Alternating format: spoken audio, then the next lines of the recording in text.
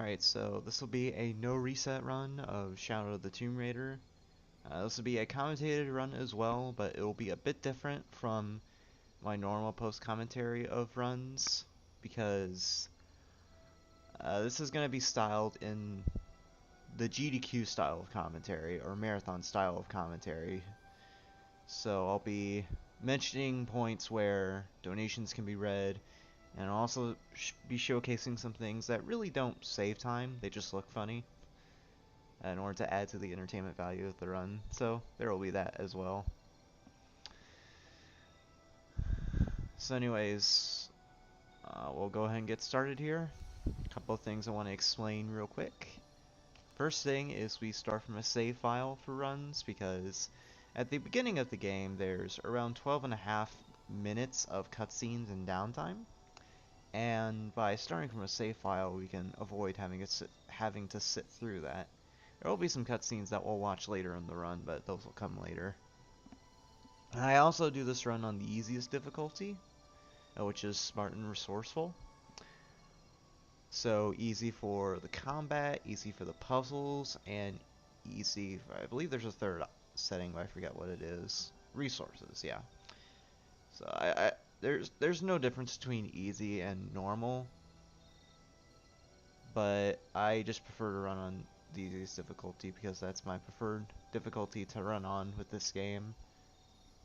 One other thing I guess I could mention for the purposes of this video is normally with this game I use an auto splitter as well as a loadless timer or a in-game time, or load remover, yeah, is what I meant to say. But since marathon runs are timed by RTA, I'm just going to use a single timer with no splits and no game time. So yeah, with all that out of the way, we'll go ahead and get started here. Timing is going to start when I select this save file right here in slot 1, that's in Cozumel. So we'll go in 3, 2, 1, go. And time starts right there, of course, when I select the save file, like I said. One thing I can't explain straight away is that when you load a save for the first time after booting up the game, the first load can take quite a while. So this will be about a few more seconds.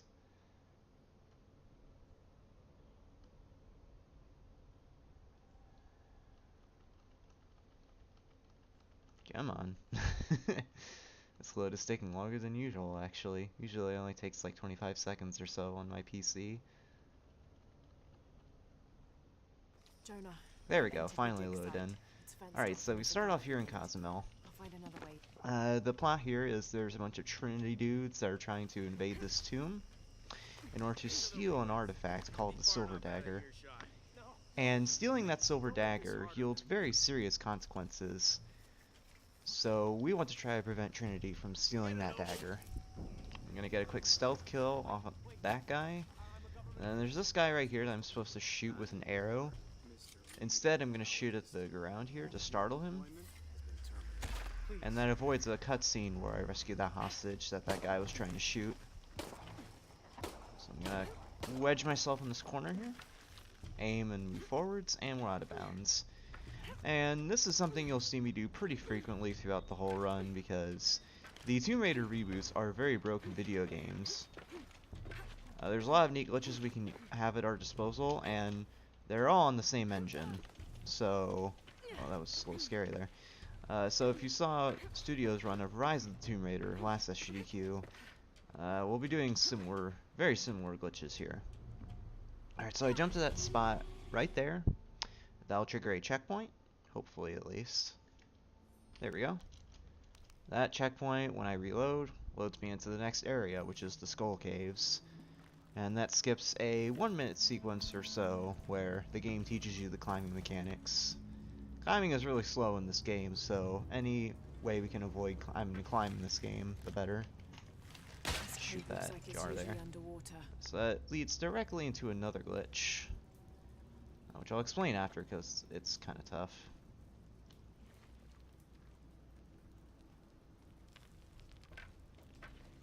Oh, it looks like I had it there and then I fell back down. I was a bit off on the angle there. Need to redo that. The angle for this is kind of tight. Uh-oh. Oh, I thought it was stuck there for a moment, but we got out. Alright, so what I just did there is something called a scramble clip. Basically what I did there is I aimed while holding backwards, scrambled in one direction, and then aimed and held back and aim and while looking in a different direction after I scrambled.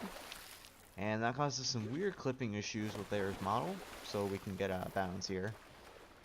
This skips a 45 seconds of, or 45 second sequence of a tutorial on swimming and how to deal with traps. So we can go straight through here to the next tomb.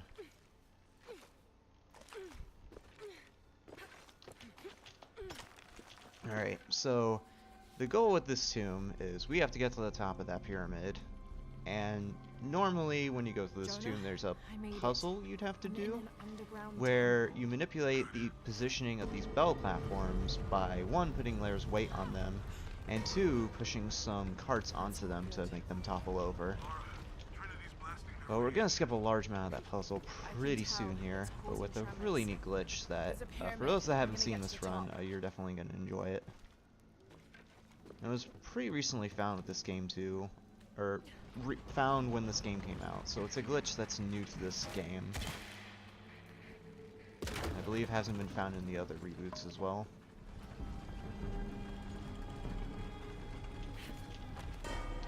I'll line myself up with the bow here to get a jump onto that topmost. Oh, I missed it, but what I was aiming to do was to get on to that top rung of the, or second rung to the top of that bell platform to trigger that event where Lara falls down a bit earlier. But that's fine. That's like a very minor time loss. There is actually a harder version of this trick that I'm about to do, which involves using a different glitch, but that trick is very hard and not really too marathon safe, so I'm gonna go for this method instead, which is a lot easier. So I'm gonna get on top of this brick, line up with that part of the geometry there. I'm gonna jump and throw the grapple at the apex of the jump, or at the apex of Lara's jump. And if I time it correctly, which is a little tricky, there we go, now we're in the air. So this is a glitch called airwalking, and I'll explain it after because I have to concentrate to make sure I don't fall out of bounds right here. And we didn't, so we're good. So basically how airwalking works is you throw a grappling hook at a grappleable ledge like that ledge I threw the grappling hook at just there just a bit ago. And if you time it correctly, Lara will both grapple onto the ledge and land on the ground at the same frame. So what happens then is the game thinks that Lara is climbing, but since she landed, since she landed on the ground at the same time, she is in a state where the game thinks that while she is climbing, she's also able to move around. So you can go through the air like I did there while gradually losing height. And I use that to skip the rest of the block puzzle platform puzzle that I mentioned, as well as a little scene where Lara picks up the silver dagger, which is kind of the catalyst behind the entire plot of the game. A bit of a combat section here with some Trinity soldiers. They're not too difficult to defeat, since we are playing on the easiest difficulty. For these guys, I don't have to fight them at all. I can just dodge roll past them. Basically, the goal here is I have to go to this end of the battlefield to trigger this cutscene. I have a weird thing happen with this cutscene sometimes, where I'm unable to skip it for whatever reason, but we didn't get it there. I reload checkpoint as soon as that checkpoint triggers. It puts the enemies in consistent positions, and it also despawns a few of the enemies. And if I go through that area quickly enough, there's some enemies in the room next to me that I just went past. But by going as quick as I did, those enemies won't spawn, so we can just keep on going.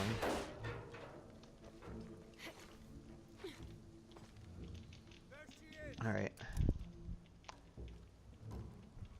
A quick cutscene here that we can skip. There's the silver dagger that we don't actually have because we didn't pick it up.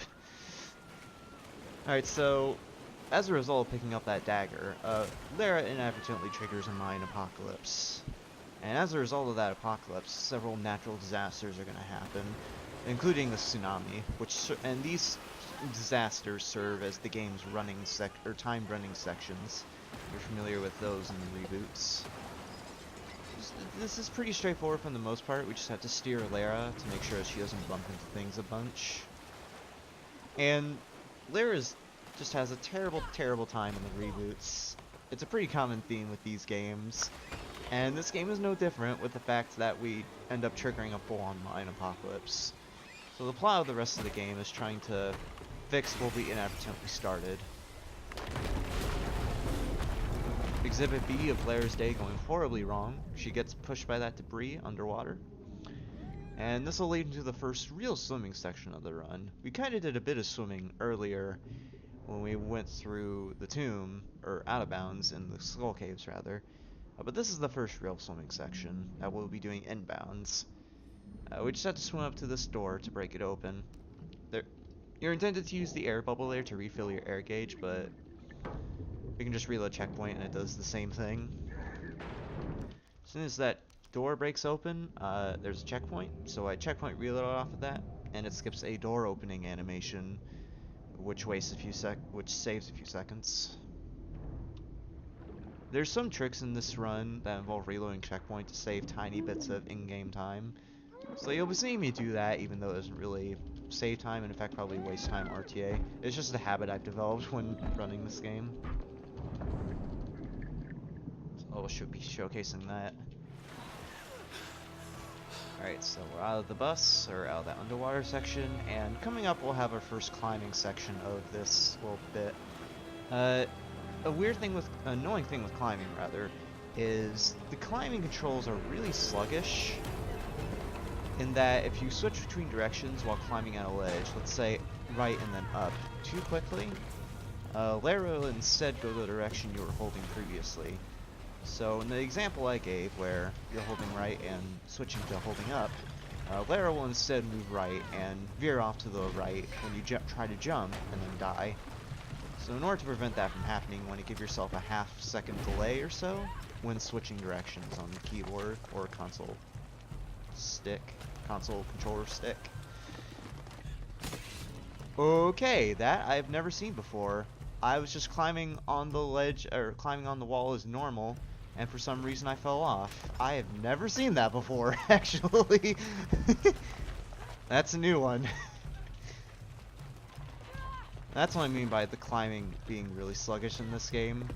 Not just sluggish in general, but some weird things can happen while you're climbing on ledges. It's really strange.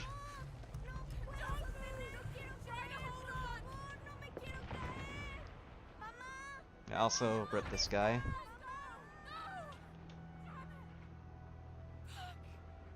This game does have a few emotional points like that, but we won't really see much of it because we'll be skipping all of the cutscenes.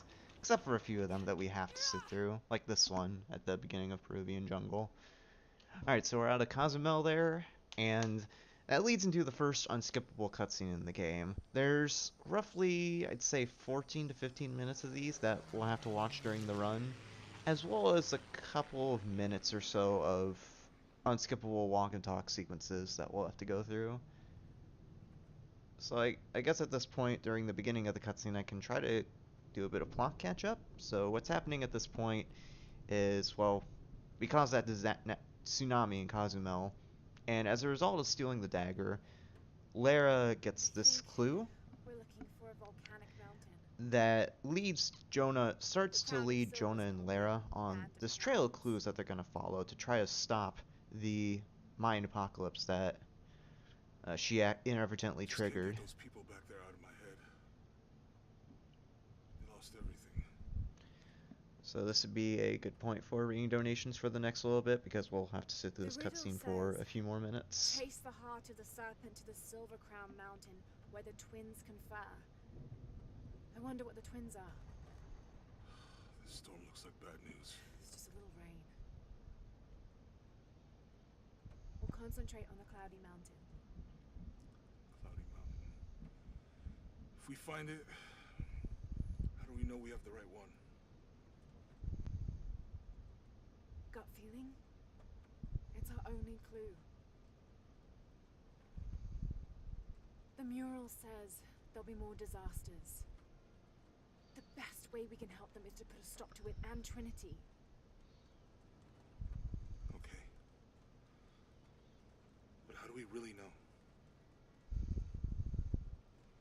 Jonah, what I felt when I took the dagger. You mean the tremors of the tsunami? More than that. It felt like I woke something up. I know that it's not practical. I know that it's hard to believe, but you need to trust me.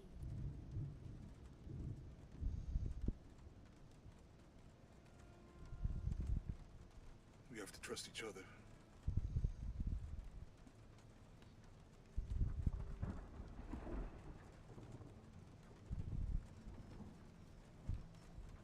Hey, I might have something over here. Really? That's it! I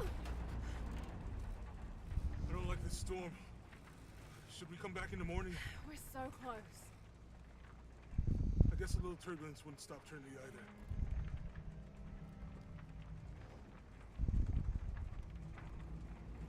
Miguel, is there anywhere to land? Yeah, I can put you down near Koak Yaku. Let's go. Alright. So at this point, we find a place to land to get to where the next clue is, but as this is a Tomb Raider reboot, Lara's day just gets worse and worse. So we end up at some turbulence here, and right there our pilot, Miguel, gets killed by this piece of hail that flies through the windshield. So Lara tries to get the plane back up, but to no avail, and we end up getting in a plane crash here. And this is actually a flashback sequence of sorts, because this same cutscene plays when you start a new game, the plane crash cutscene that just played. Although the version that played there, once I got out of Cozumel, it's sort of a like retelling of that cutscene. So that little end portion where the images flash really quickly was just a quick recap of that part of the cutscene, where the plane breaks apart and Jonah flies away. So anyways, we're finally back to some gameplay after that little cutscene there, and we're in the Peruvian jungle now. Our plane has crashed. We're trying to find where Jonah and our pilot Miguel went. The important thing to keep note of during this early section of the run in the jungle is I'll be needing to pick up some supplies for a bit later in the run. The main things I'll need to pick up are some cloth for a gas canister later, as well as hardwood like I just got there from that tree in order to craft arrows. Another thing, but something that's not as important, is achiotes, which are the healing items in this game.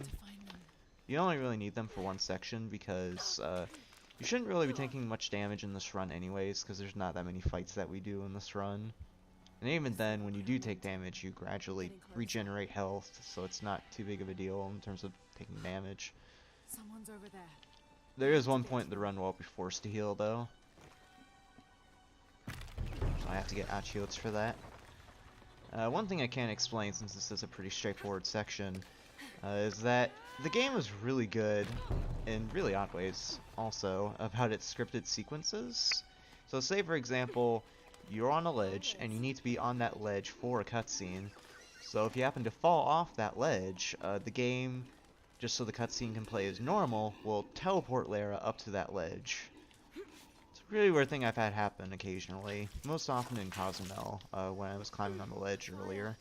Someone must be around. Hello? And I've also had happened on that one ledge I just grabbed a bit ago when I was running through the trees there. Alright, so this leads into the next section. Well, this first bit is relatively glitchless, and that we don't do any game-breaking stuff, really, for a good while. I'd say for the next 6 minutes or so. Once we get past that point, though, the game really picks up, and it doesn't really stop from there.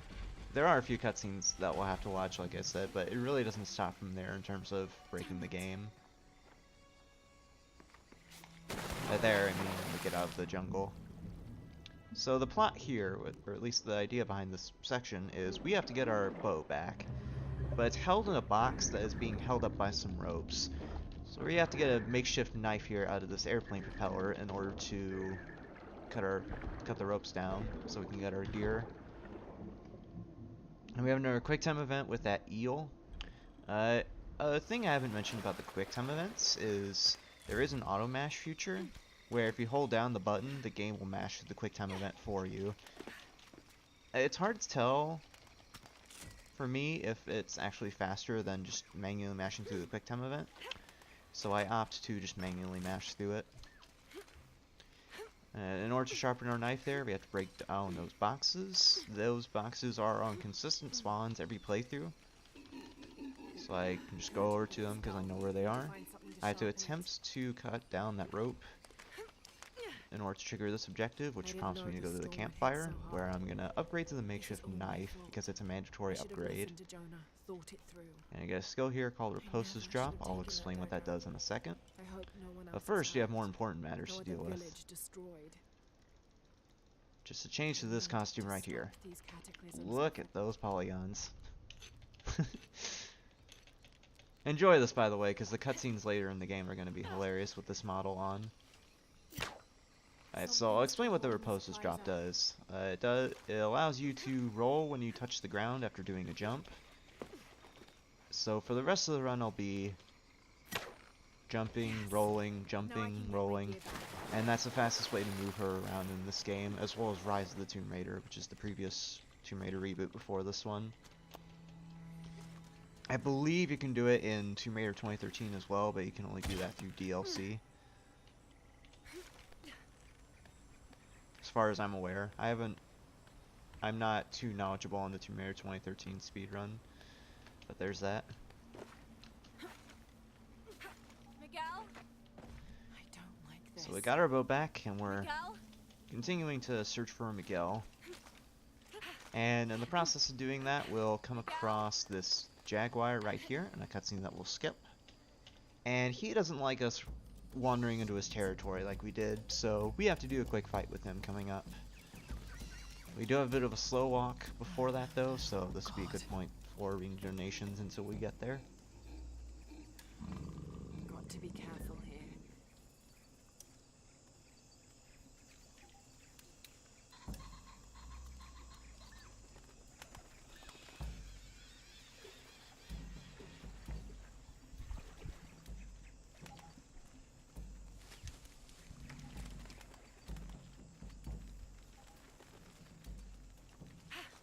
Alright, we're Jaguar fight now.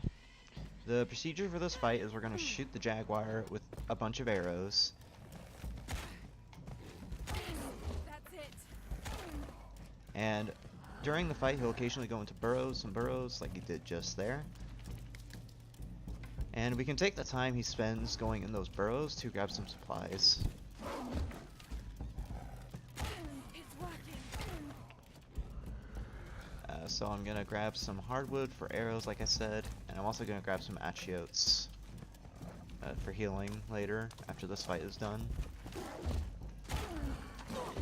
Whoops, I got hit by him there. So with this fight, once we shoot him with enough arrows, a second Jaguar will come out, which will trigger a cutscene, or rather a quick time event that leads into a cutscene, and that will end the fight. So once I shoot, I'd say about 6 more arrows, that second Jaguar should appear. Oh, yeah, there's a second Jaguar, so he's gonna try to kill me, which will lead into a quick time event. Get a little cutscene there where we stab the Jaguar back. And the game forces us to low health there in order to teach us how to heal. So we just heal up real quick there after the battle. And I made sure to pick up some cloth because, like I said, I'll need that for a gas canister later when I get to the oil fields, which is way later in the run, but it'll come into play then. A bit more climbing to do, and we'll get to the next real broken part of the run. And like I said, once we get past that point, it's really not going to stop. Like, there are some breaks where we'll play some small sections as intended, but we're going to break the game in a pretty major way from here on out. Gonna meet up with Jonah again real quick, and before I do this next trick, I'm gonna take a safety campfire here. Campfires are nice because not only do they give you a checkpoint, they also act as their own separate save. So you can just use that as a neat little safety save to revert back to, like that, if I end up if I end up missing the tricks I'm gonna do in this run, like that jump I missed. This jump across the gap's kind of tight, because if you have to basically mash jump to get on top of the rock, otherwise you will fall to your death. And the angle, like the point you have to jump at is really tight.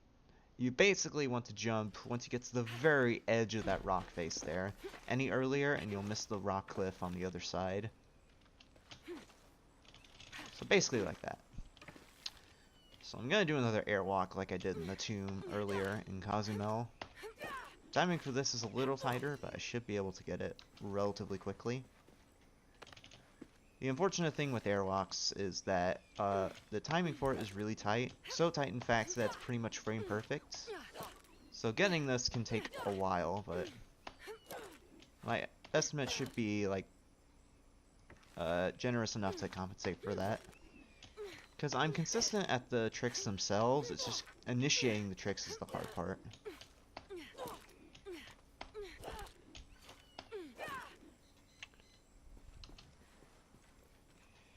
Man, this is not cooperating right now.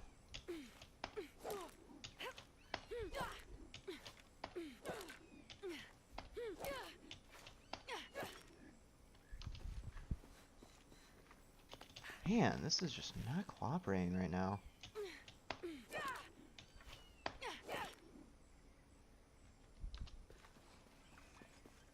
Finally got it there, okay. So like I said, getting that is rather precise. It is a 1-frame window, because, well, it's not, I don't think it's exactly 1 frame, but the window for it is so precise that it might as well be luck-based. Because with the grapple throw animation that you do while initiating the airwalk, there's only a few frames of that grapple animation that you actually, where you actually get the airwalk state. So there are some times where I attempt the airwalk, and I think I have it because Lara has the grappling hook in her hand after attempting it, but then I go off the ledge to attempt the airwalk, and I end up falling off and grabbing onto the ledge instead, which is really sad.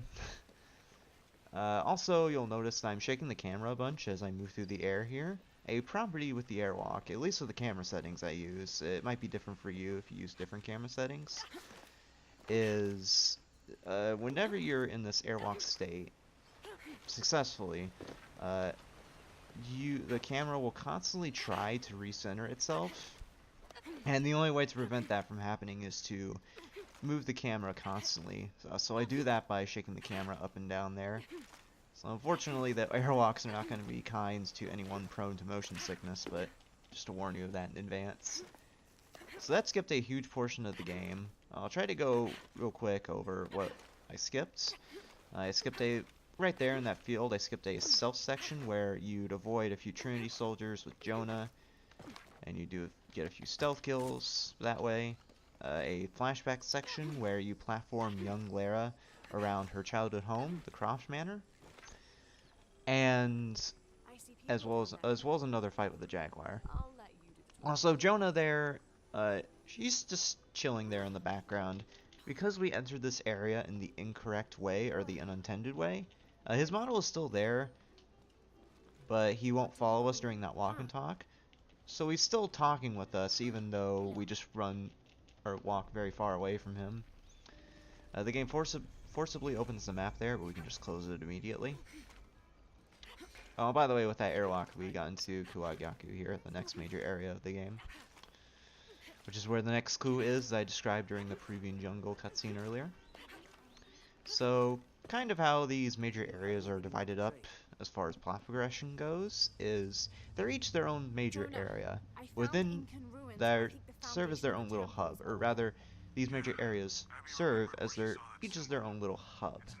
Within these hubs, there's a set of tasks. They're sort of like quests that you have to do in order to progress with the plot. But there's ways you can skip around a lot of those otherwise necessary quest lines, as I'll call them, which you'll be seeing here with this upcoming Out of Bounds. First thing, I have to wedge myself between the statue and the tree stump. I have to hold left and then very slowly turn the camera left, which clips me on top of that tree stump. I do some jumps here, which are a little finicky, in order to get on top of this rock. roll through that gap to save, or rather, get out of bounds. And we're out of there. I'm gonna get on top of here, aim with the bow to set myself up. Then I'm gonna run along this side of the pyramid. Alright, and this is the very obvious out of bounds where you can tell what's happening. With a lot of the out of bounds areas that you'll see from here on out, the developers put a lot of trees and shrubbery and some rocks later on as well. Okay. So that's the scary thing with this particular out of bounds. You have to make sure you don't go too far left. Otherwise you will fall out of bounds. And when you fall out of bounds like that, as in below the map, you will fall forever, because when you fall under the map like that, I believe there's no death lanes. So it's unfortunate that I fell there, but luckily you're trying this doesn't take too much time. Like I said, my estimate is pretty generous, which allows for like little small mistakes like that. Like I think I only lost, I'd say around 30-40 seconds doing that little mess up there. So yeah, like I was going back to what I was saying before, the out of bounds from here on out will have a lot of trees, shrubbery, and later some rocks in them. Because the developers didn't really expect that you come this far out of bounds. So the game puts a bunch of like I said, trees and shrubbery everywhere, which makes it really hard to see where you're going. But I've done the out of bounds enough to where I can tell where I'm going as I go through there. And the purpose of doing that out of bounds is to get to this section coming up where, well, actually, going back to what I said about the major hubs having these major areas being their own little hub, and you have to do sub quests of sorts. The quest for this area would be to go into that tomb and then come out the other side. But by triggering that checkpoint, it puts me at the end of the Kuwagyaku quest line, or the Path of the Dead quest line, which essentially skips all of Kuwagyaku. I saw something. Trinity is being And I also, when I went, as soon as I reloaded, I rolled up through that crawl space, and by rolling through that crawl space, it skips a trigger that would force us to slow walk through that last section that I just went through there. So it saves a good bit of time doing that. Jonah? Don't have exact figures, but I guess around between 20 to 30 seconds. So I kind of blinked out for a second there, don't mind that. What the? Trigger for the cutscene is right there usually. There we go. You can kind of hit that cutscene trigger by just rolling on the stairs there. It's a thing I do in my runs. But yeah, this leads into another unskippable cutscene. Thankfully, it's not nearly as long as the other unskippable cutscenes. This one's only about a minute long compared to the other ones, which land at around 2 to 3. Basically, we investigate these ruins after going through the tomb. Trap triggers, which forces Lara to go through these set of 3 trials. I believe they're called. There's Trial of the Spider, Trial of the Eagle. And I'm not sure of the third one because it's been so long since I played this game the intended way. But I believe it's called the Trial of the Serpent, although I might be thinking of a later section of the game. Anyways, that leads into the next swimming section of the run. It's going to be a bit longer than the one we went through at the end of Cozumel. We're going to go, it's going to take around 1 minute to get through here. And like I mentioned before when I went through that little swimming section in Cozumel, with these swimming sections, you're intended to use these air bubbles like that one in front of me to refill your air gauge, but reloading the checkpoint also refills your air gauge, so I'm going to do that there. And reloading checkpoint right there also causes this eel coming up to be in a consistent spawn, so I can just swim right past him by hugging the left side of this room right here. And we do need to avoid that eel. We can't just go through this room willy-nilly, because if we get too close to that eel, it'll trigger a quick time event like the quick time event we had at the lake in Peruvian jungle, which wastes a few seconds. So we just have to swim on the left side of the room to avoid that. Jonah, I've come out in some sort of cavern. There are signs that people have been here. So this is the first of the 3 trials, the Trial of the Spider. You basically just need to get to the other, to get to the exit. There's no special puzzle here. There's a neat little skip you can do here in this room. You're supposed to use a rock in the top of the room coming up here to swing to the other side, but instead I'm going to try to jump here and then grapple onto the ledge. It's rather precise, so hopefully I don't miss it too many times. And I got it there. So if you end up too low there after doing that swing, you will grab onto that ledge and you'll have to climb back up again. Luckily it didn't take too long there. I got first try. So that very quickly ends the first trial. And now we go to the Trial of the Eagle, which is a really neat puzzle when you do it in a speed run the intended way. Like the puzzle itself is neat when you do it quickly, but we're obviously going to skip the puzzle because we don't have time for puzzles. So I'm going to take a quick safety campfire there again, just in case I happen to miss this airwalk, because if I do mess up this airwalk, I will get set pretty far back. Obviously I wouldn't want to go overestimate. Alright, and I got the airwalk. That was technically first try there. Let's just not count the other 2 times. So we have to move on top of these rocks. Now we got the airwalk. A kind of annoying thing with these rocks is this one rock I'm about to run up coming up has some weird geometry with it, so we have to do this bit of zigzag movement there to get on top of it. And I'm going to run on top of that rock to gain some more height. And I'm going to run into the distance here until... And you'll see in a moment that some level geometry is going to trigger. Right there. And attached to that bit of level geometry is a bit of a water hitbox. And that hitbox of the water extends just below the level geometry. So I'm going to get pulled up by it and above ground. I'm going to go over here and climb up. And then trigger a checkpoint. Once I reload that checkpoint, the map will be back to normal and I can progress on. That skips the Trial of the Eagle puzzle, which saves around 4 to 5 minutes if you do it the intended way.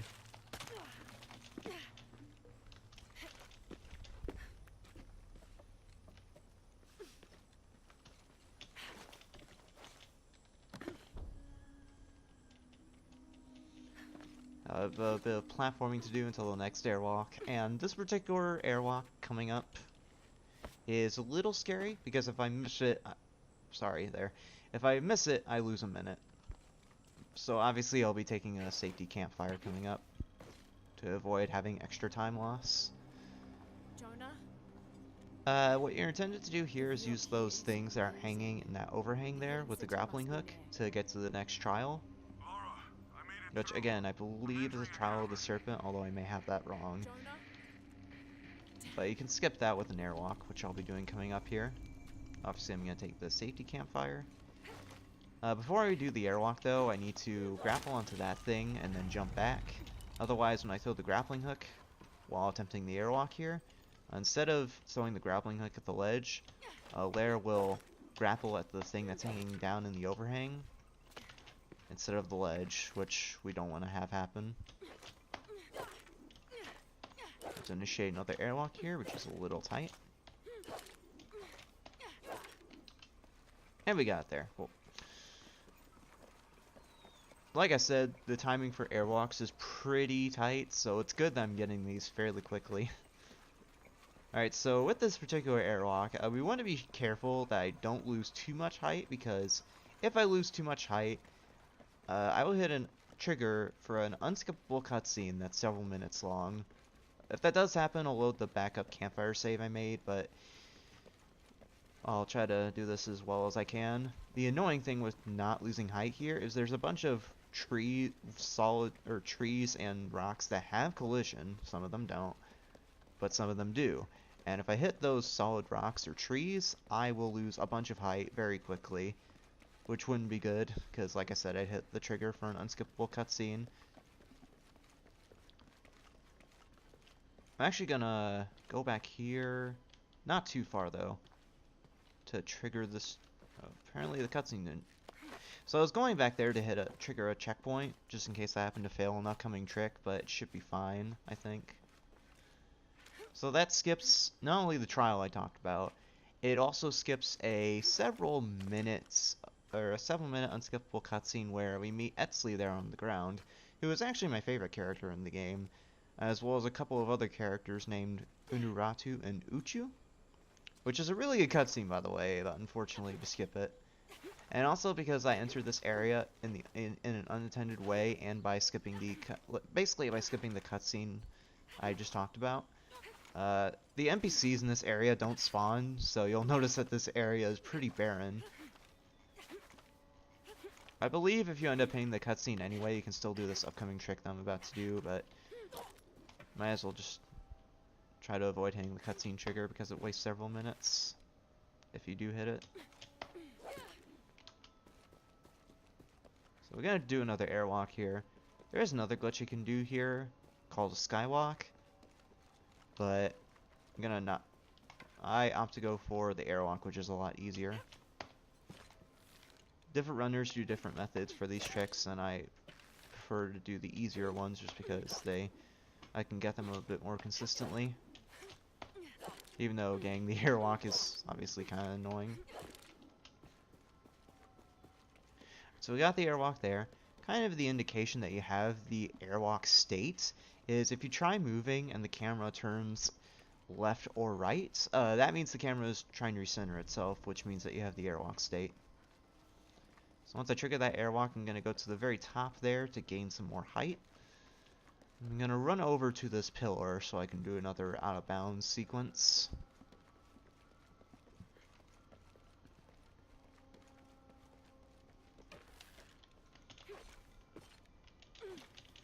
Climb here to get out of bounds. And do some more out of bounds platforming on these rocks. Need to be careful moving through here, otherwise I'll fall in bounds a bit earlier than I intend to, which wouldn't be good.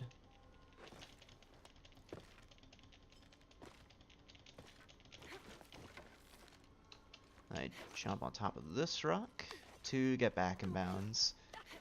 This skips another huge portion of the game. We skip 3 tombs, as well as 1 running section where there's a few Trinity dudes trying to shoot you in Paititi and you run away from them. There's also a quest you're supposed to do in this tomb, but because of the sequence breaking that we did, the door that would force you to do the tomb, or the quest rather, is not loaded, so we can just go right through it. So it might not look like it even though we just skipped like 1 area of the game, but we end up skipping a huge portion of it.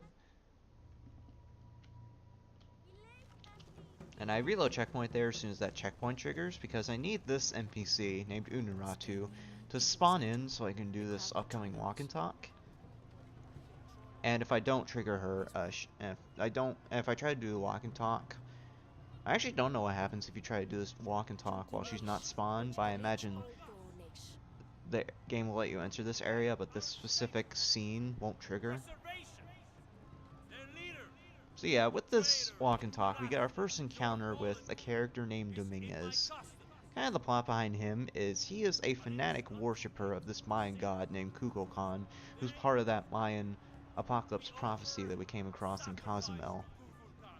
Trinity decided to take advantage of Dominguez and use him for their own dirty deeds.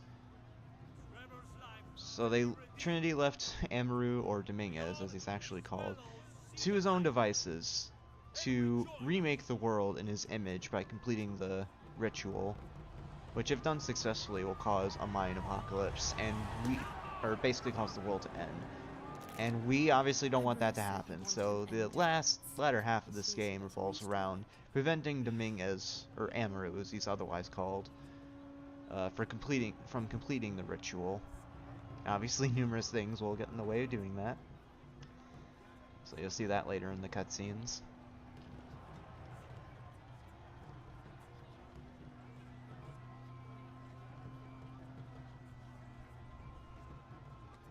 And this looks like one of those scenes in the game where you can just sit by idly and go AFK. But you do actually have to hold W during this.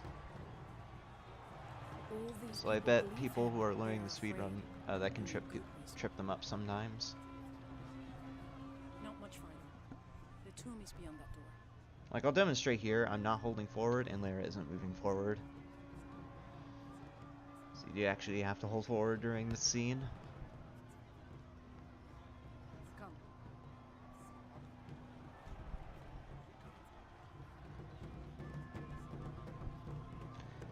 This is one of the funnier parts of the game with the 2m2 model. Eyes will blink at dawn when So in order to weakness get to the falls store, away. we tell these guards the secret password.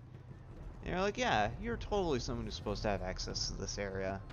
Even though you're only made of around 15 polygons.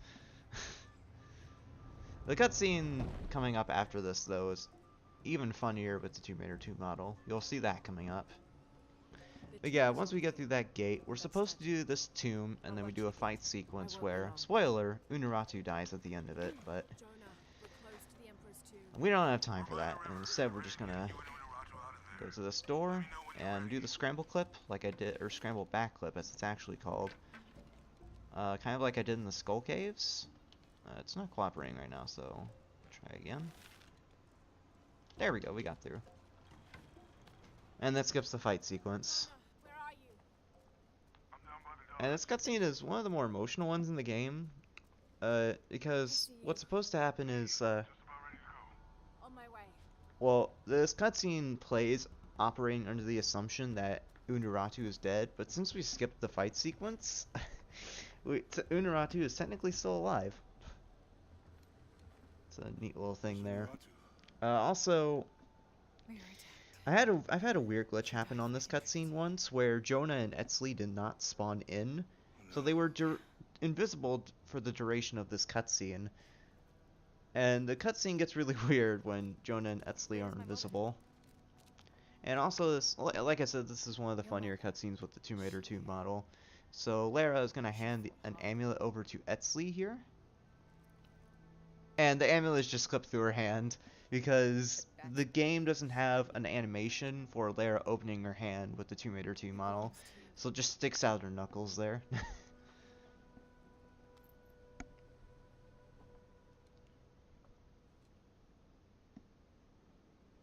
She was a warrior.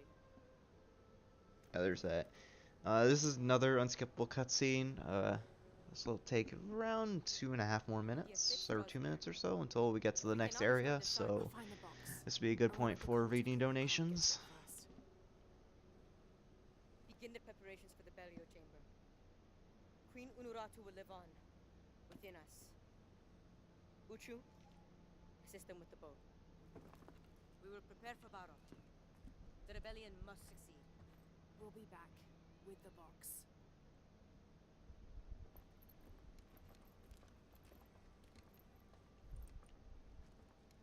Take care. We will be ready when you return.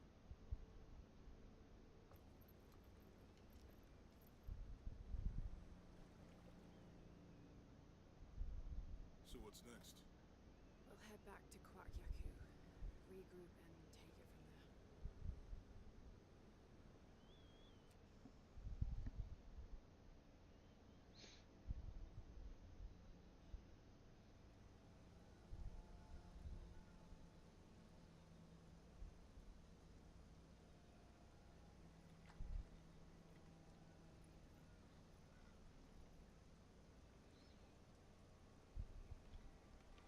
All that for another riddle.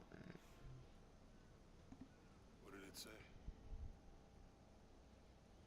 The heart of the serpent is in the cup, near the many stone faces. Well, it's better than nothing. I suppose. We need to find the box and end this.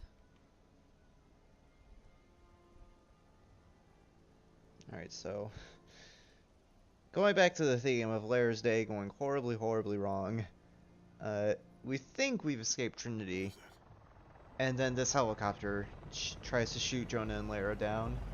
This is leading to the oil fields, or the riverbed which leads into the oil fields. And the oil fields is probably my favorite section of the run. It has a nice balance between the stealth sections that we've become familiar with in Cozumel, as well as a really major skip that you'll see coming up. As part of the sequence breaking that we did in Paititi, which is the city we entered before, we skipped a very necessary piece of equipment called the overhang climbing gear. we'll have to remedy that problem with the skip coming up. Before that, though, we have a few stealth sections. For this first one, I just jump dodge roll past these first few guys. I'm gonna just simply dodge past this guy right here. Because if I dodge roll past him, that'll make him suspicious. Which you can see with the diamond that will appear on the screen.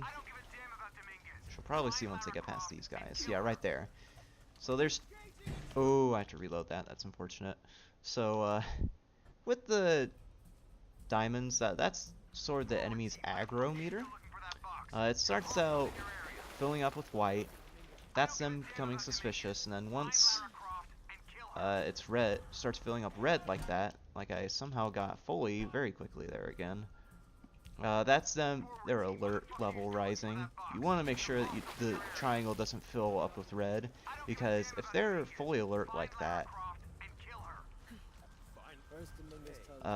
they will shoot you, which prevents you from climbing onto ledges like this one. It's unfortunate that I had to reload there a few times, but it happens. The stealth sections are really tricky in this little bit.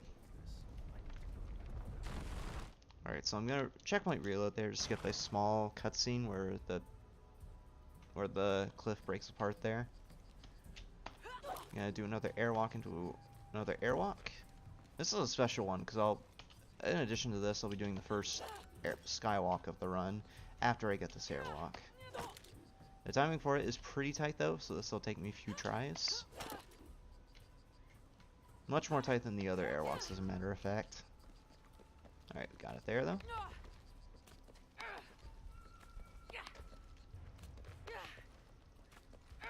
Roll into this log to clip out of bounds. I'm gonna do some dodge rolls over here.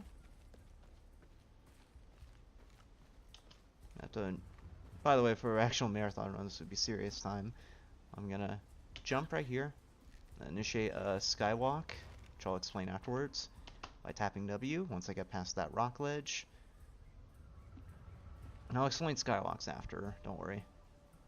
I'm gonna do a bit of movement here to consistently give myself enough momentum to get enough clip right here. And I need to be careful, by the way, because right next to that waterfall is a death plane. So if I move too close to the waterfall, I would die. But we got past that. So what I just did there, after doing that airwalk, was something called a skywalk. We have a few straightforward stealth sections here, so I'll explain how skywalking works. Basically how they work is... Or basically how skywalks work is... you fall, like I did, on a slope surface, like that. And then you tap the direction opposite the direction Lara is facing relative to the camera. So in that case, I was facing towards the camera, so I had to press W. And that gets Lara in a state where she's still in the falling animation, or rather, where she's in the falling animation, but you can still control her and move her around. And so I maneuver her in the way that I did to get past the section where you need the overhang climbing gear, which it might not have looked like much, but that ends up saving another 45 minutes.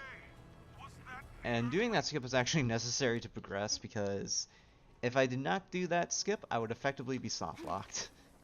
Because I need the overhang climbing gear to get past that rock face, and I didn't have it. I was trying to do a trick where I wait and then grapple onto the ledge so I can just rappel down, but I missed it.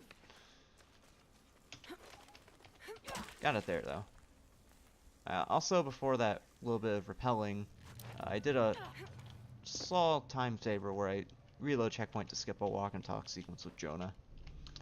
So now I move into another stealth section, and in the process we unlock this skill called Jaguar Sphere. It's basically a built-in friendly fire. You shoot it at an enemy, like you'll see right here. That causes the enemy to hallucinate and shoot his own comrades, which makes this section really easy, I'd say, or not really easy, but really quick, because basically the enemies take care of the other enemies for us, which makes the combat in this bit a little easier. I'm not going to shoot any of these dudes with Jaguar Sphere though. I'm just going to run across that log.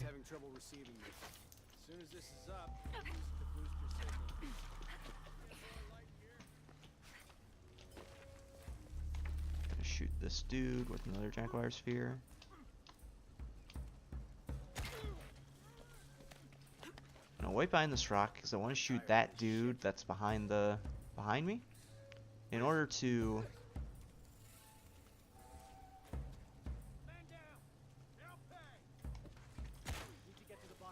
oh, that did not work how I thought meant it to.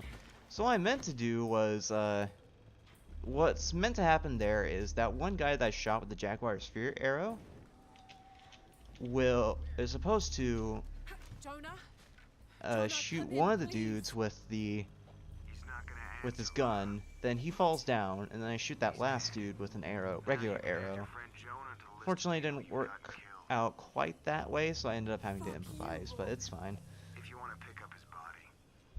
So you have a bit of a slow walk, or rather a walk and talk there with Rourke. He fools us into thinking that Jonah's dead, which will lead into Lara going into a bit of a rampage here in this little section. So before then, we're gonna do this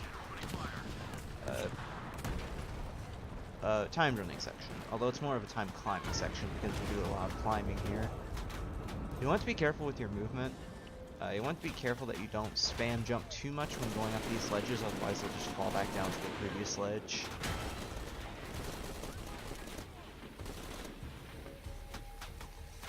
It's like I was mentioning before in Cozumel, where the climbing controls are kind of sluggish.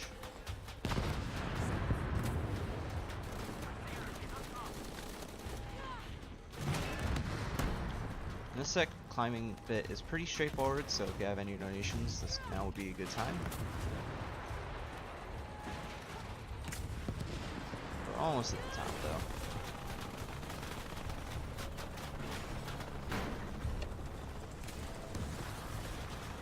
I just realized how loud the game is. That should be fine, though. It shouldn't overtake the mic, I don't think.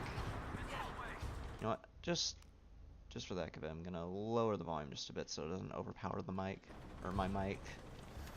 Alright, so we got to the end of the climbing bit, and now I have to start moving immediately, because if I do enough jump rolls, I will get past that bridge right there before it collapses. And that leads directly into another fight sequence. You're basically supposed to shoot all of these dudes until the helicopter that's sort of flying above me explodes and crashes. What you're actually meant to do in this area is you're just supposed to shoot down the barrels.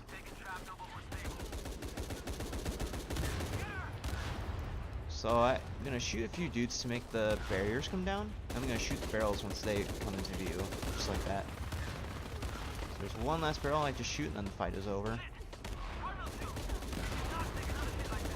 Just like that. And then the fight's over, which triggers this cutscene.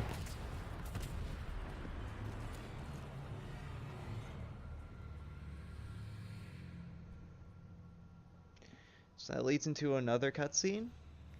Lara here basically realizes what she's done in her fit of rage after thinking that Jonah is dead. And she heavily, heavily regrets it. I actually meant to bring the Tomb Raider 2 model into this cutscene, which causes some more funny effects. Fortunately, I forgot it because of muscle memory, but it's fine.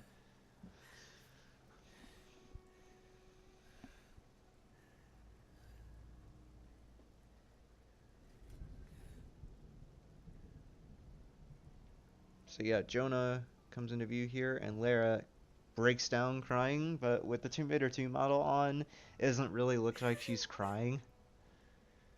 So this cutscene looks really silly with the model on. Again, unfortunately I forgot it, but that's fine. But yeah, the plot behind this cutscene, besides what I explained just a bit ago, is they have a eureka moment basically, and figure out where the next clue leads to, which is this church in San Juan, which is where we'll be going next. Since this is another cutscene, we have some more time for donations.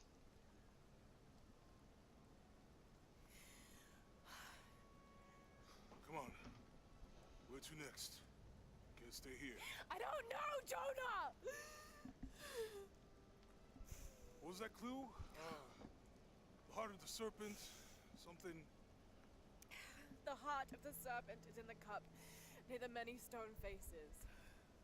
And what kind of cup are we talking about? Some kind of chalice? Chalice, that's not very Mayan.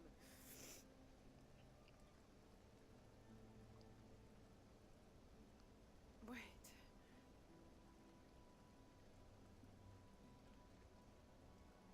It's not mine. The clue was left by a 17th century missionary, Andrea Lopez, a Jesuit. The serpent in the chalice is a symbol of St. John. We're looking for a Christian holy site. Like a Church of San Juan? That's a pretty common name. Could be dozens. Not within trekking distance from Paititi.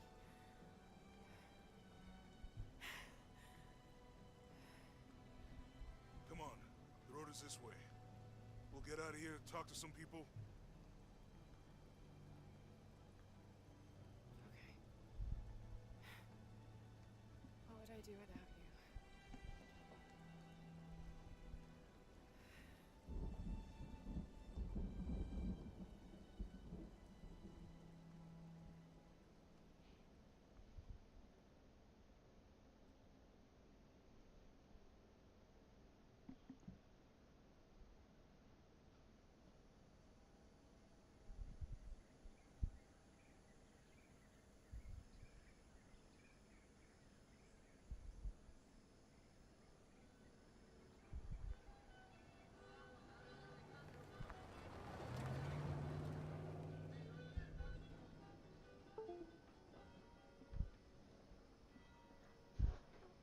This is it. Alright. Church of San Juan.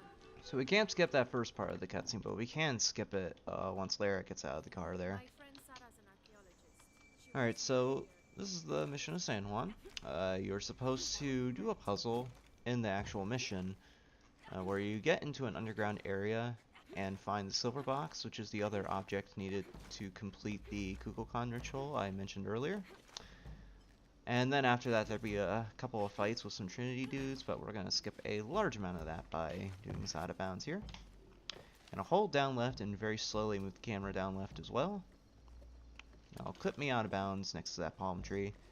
Getting that clip is actually pretty finicky, so I'm glad I got it as quickly as I did just there. I'm going to do some jumping around on these rocks. I'm going to pause for a moment here just to let the map load in. I'm going to do a pretty tight jump here, which I'll definitely need some serious time for. Fortunately I didn't get it, so I'm going to have to do a backup strat that I've devised, which involves going through this gap and reloading checkpoint once that cutscene triggers. And then there's going to be some Trinity dudes that are going to shoot with arrows.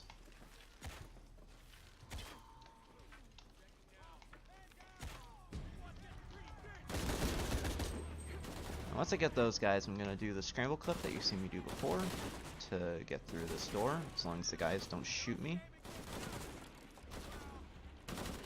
There we go. I almost died there, so it's good that I got it, otherwise I would have died. Luckily, if I died there, I would have just had to reload checkpoint and try the backup strat over again. Leads into this cutscene here. No, skip. We have another fight sequence here, and if you remember the scramble clip I just did, there's actually a version of that you can use to skip past this fight sequence. I don't know how that guy didn't die. It's weird.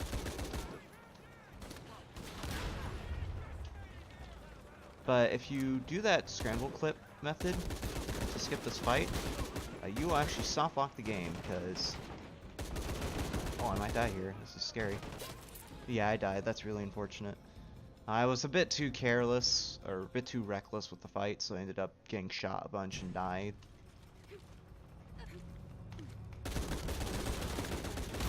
I meant to do that instead.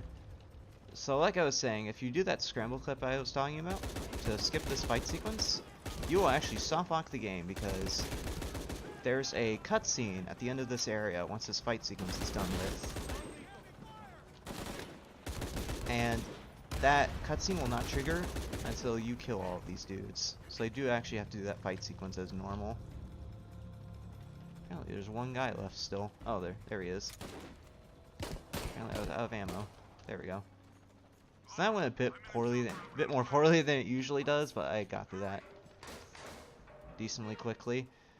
I only died once there, which is good. Kind of unfortunate that went like that, but that happens sometimes. That fight sequence is a little tricky, even though it is pretty easy overall. Because you can get shot a bunch due to the amount of enemies you have to fight in that little sequence. Alright.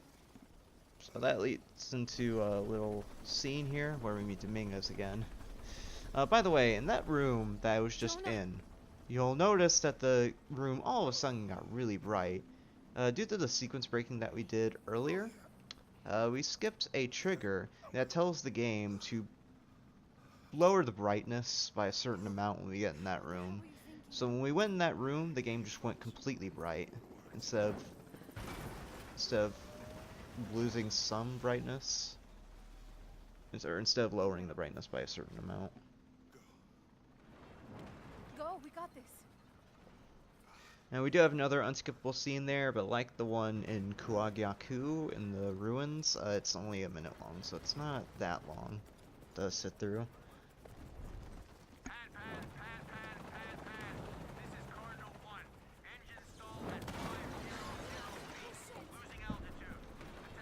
Alright, so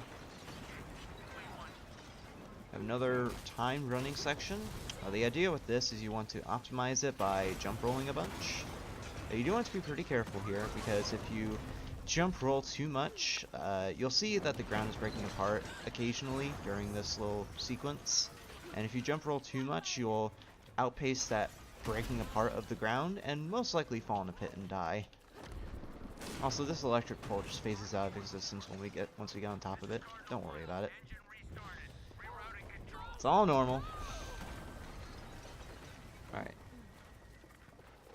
And we need to be careful to not die before that checkpoint, because if I did die before I got that checkpoint, I would have been sent back to the beginning of the running sequence here, which would have wasted a decent chunk of time, but luckily it didn't happen.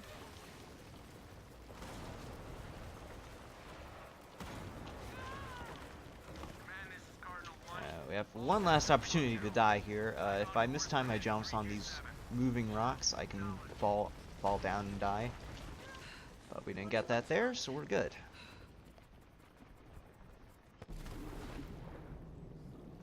Alright, so that leads into the last section of the game. We just have one more area left, but unfortunately before then, we do have a double whammy of cutscenes that we will have to sit through. So this would be a good point for donations for that, but this is kind of the we're getting into the finale of the game is what I'm getting at. We tried getting the box from Amaru or Dominguez. We failed though, so we're gonna have to go back to Paititi, meet up with Etzli and Uchu again, and devise a plan to get the silver box, or not get the silver box back, but try to prevent Dominguez from completing the ritual. And that'll be kind of tricky because of the defenses that he's enlisted. So I'll have to devise a clever plan in this next cutscene. How much longer to Paititi? And luckily this is the last bit of unskippable cutscenes that we'll have to watch in the run. There's like one we'll have to watch before the final boss, but it's not terribly long. It's like 30 seconds long. Actually, not even 30 seconds, maybe just 20 seconds. Dominguez, it's Trinity. We have some minute or so cutscenes until we get to the next little bit of gameplay, so we have some time for donations. I could have had a family. Everything could have been different. We will get the box, and we will stop Dominguez.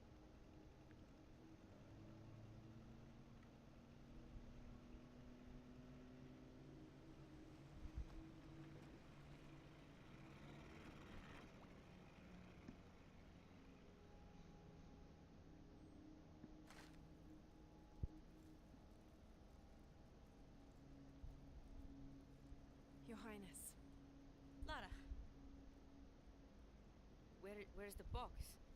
Amaru has it. But the death of the sun draws near. We'll get it back before he completes a ritual. This will not be easy. We'll have to adjust the plan. Please, take your time to prepare yourself. We'll gather intelligence and fighters. Thank you.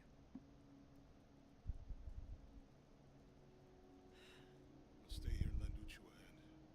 Let me know if you need anything. Okay. Alright, so the two double whammy cutscene that I talked about is bisected by around 5 minutes or 5 seconds of gameplay. We just run up to Etzli there and initiate the ending section of the game. And you'll notice when I interacted with Etzli, there was a text box that basically said, "There are no campfires past this point." So that presents a bit of a problem where we have an airwalk coming up where if I miss it, I lose 3 minutes. Luckily, they'll be making a safety save before then. And I'm pretty consistent at the airwalk, so it shouldn't go wrong. But our timing would have to be perfect. Like, that's the nice thing about this game for a marathon run. Can we do both? It has tough skips like the other Tomb Raider reboots do, but it's extremely forgiving. Like, all the checkpoints and all the campfire saves we end up getting are at very, very convenient spots. So you don't have to worry about being set back so far that we lose several minutes. At most, like I said, you lose like 3 minutes of this upcoming airwalk, and that's about it. Let's go.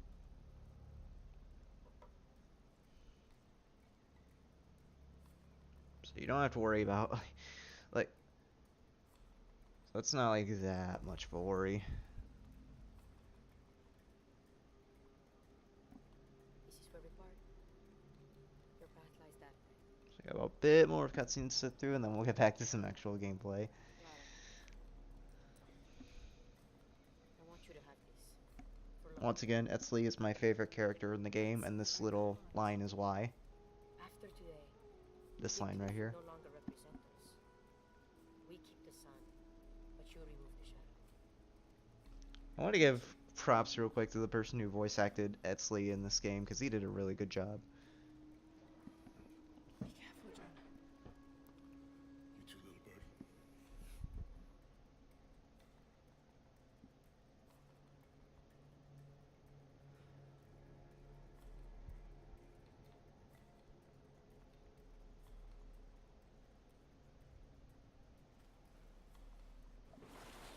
Alright, so we're back to gameplay now. And it starts off with a swimming section. So this swimming section is pretty straightforward. We basically want to make sure that we don't bump into too many rocks and pillars that'll start falling down when we go through this section. Like before, I'm going to reload at a couple of points to refill my reload checkpoint rather at a couple of points in order to refill my air gauge. It's faster than using the air bubbles to refill your air.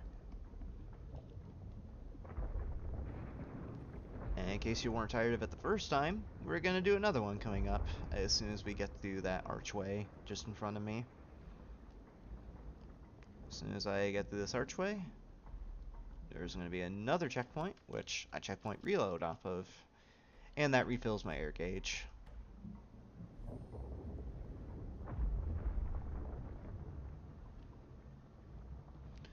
So again, we have a bit of swimming to do. Like I said before, you basically want to avoid these rocks and pillars that fall down, because they stop there for a few seconds if you hit them.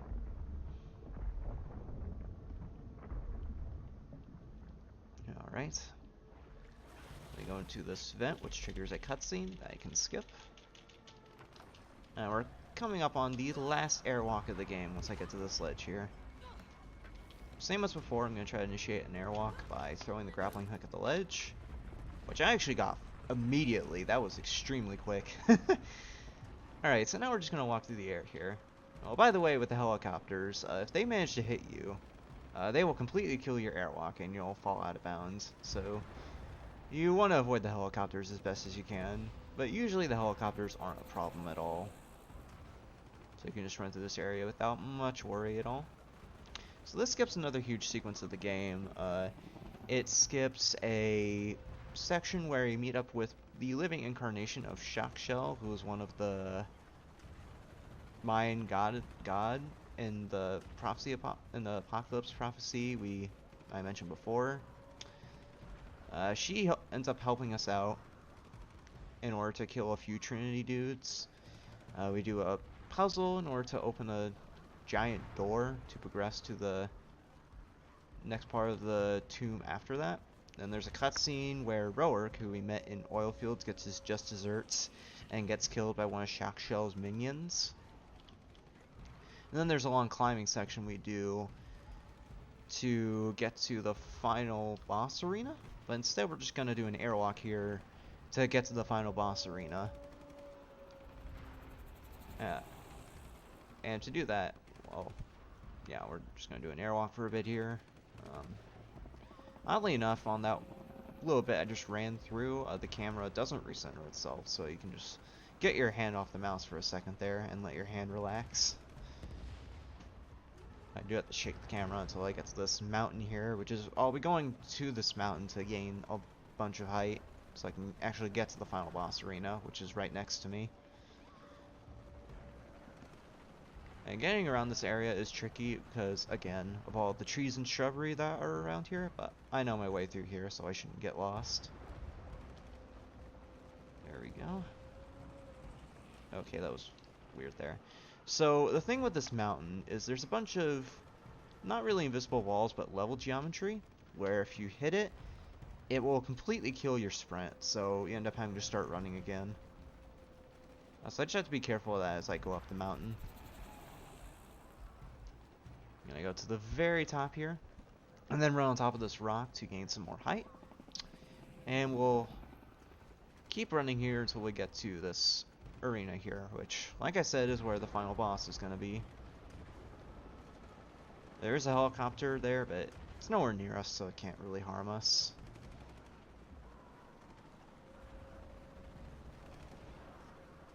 Alright, then we're gonna jump down. And then we're gonna break open these seals on these pedestals. And this actually sort of skips the first phase of the final boss already. When you break down these pedestals, there's supposed to be a bunch of dudes trying to chase you and hurt you while you break these open. But by going into this arena in an unintended way, those enemies don't spawn, so we can just open those seals unhindered. I have enough ammo with the assault rifle there, just have to check. So we'll break open this last seal, and the final boss cutscene triggers, which leads into the final fight. So now we're gonna fight with Dominguez. Also, that black and white circle there is supposed to be a solar eclipse, but because we entered this area in an unintended way, that texture doesn't properly load, so we get that black and white sort of yin and yang like circle instead. The idea with this fight is we just have to shoot Dominguez a bunch. Whoa, okay, that guy came out of nowhere. The idea with this fight is we have to shoot Amaru a bunch, or Dominguez a bunch, until that orange shield pops up. And then once that shield pops up, we can stab Dominguez. There's 5 phases to this fight, so I'll have to do that same thing I just did 4 more times. The scary thing with the first few phases is you do not get a checkpoint until you beat the 3rd phase. So I have to be careful here and not die. Because otherwise I'll get sent back to the beginning of the fight if I do. So we have to beat 1 more phase and then we're good. We'll get a checkpoint.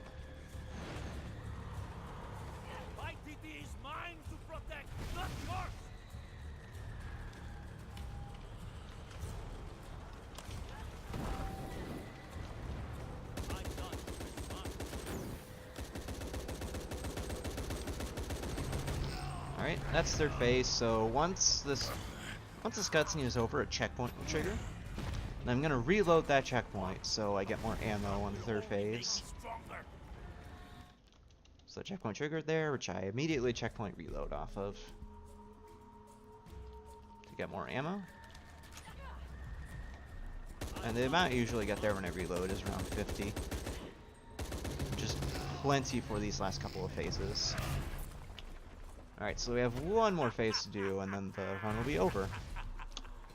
So time will be coming up pretty soon. will be when I stab Dominguez for the final time here.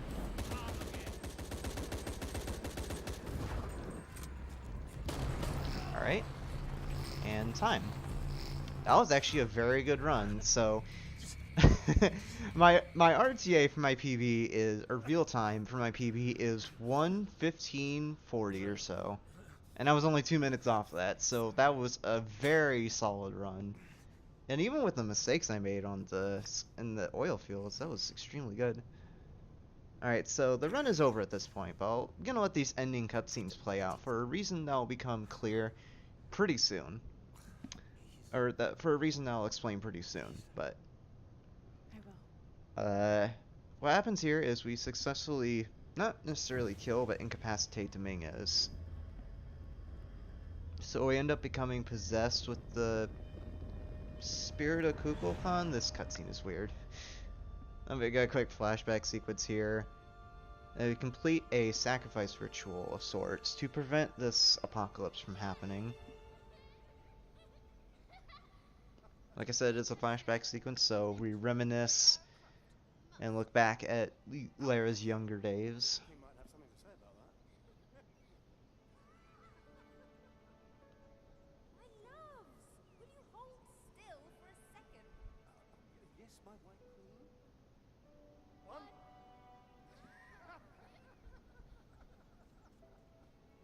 Can I see? Of course. There's you, me, your dad. Where are we? Hawaii. With this key and the silver box, we can remake the world without weakness, cruelty. If you had that power, what would you do?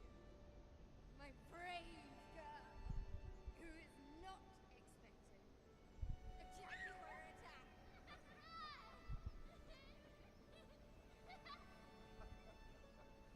Where shall we go next for our real adventure? I hear the Antarctica's lovely this time of year, yeah? Dad. Oh no, well then perhaps the salt flats of Utah. Oh, Richard. I know where we're going. You do? Hawaii.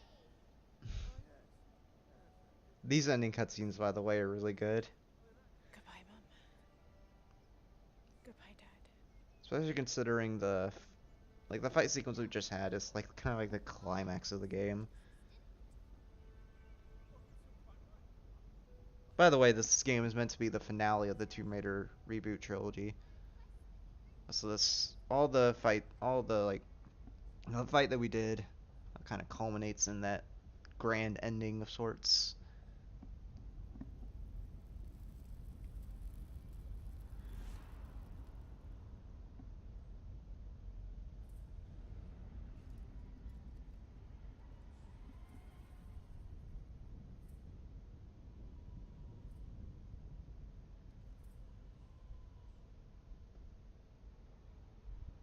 When the catastrophes come, the god Kukulkan must be sacrificed to power the sun. Otherwise, the world dies. Sacrifice a god. So we're gonna go through the sacrifice ritual here and save the world. And there's supposed to be a cutscene after this where you meet up with Jonah, Etzli, Uchu, Sacrifice is my duty. which leads into the credits. Training fails me, But there's a bit of a problem with that, as you'll see coming up. and hold me to my promise. You'll see it once this cutscene ends. I like this world. It's not perfect. But everything I love now is in it. After today, the eclipse will no longer represent us. We keep the sun, but you remove the shadow. Protect Baititi. Please. Please. I will.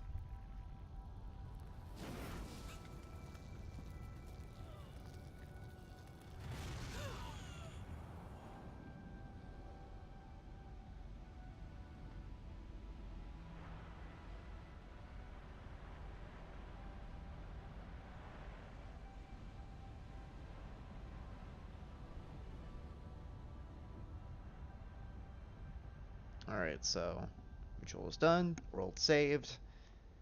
And then we get right about now, there we go, 2 days later, and we get a bunch of black. So, one thing I haven't mentioned, by the way, that I didn't mention throughout the entire run, is we play on an earlier patch of the game, because the airwalk glitch that I did throughout the whole run was patched out from patch 236.1 onwards. So if you wanted to do the airwalk at home, you wouldn't be able to, most likely. And because of our methods for because of the methods that we use for down patching the game, the ending cutscene soft locks at this point. So unfortunately, we won't be able to watch the credits, but yeah. So yeah, that was my GDQ style commentary for Shadow of the Tomb Raider, with a pretty solid run to boot, might I add. And I hope you enjoyed.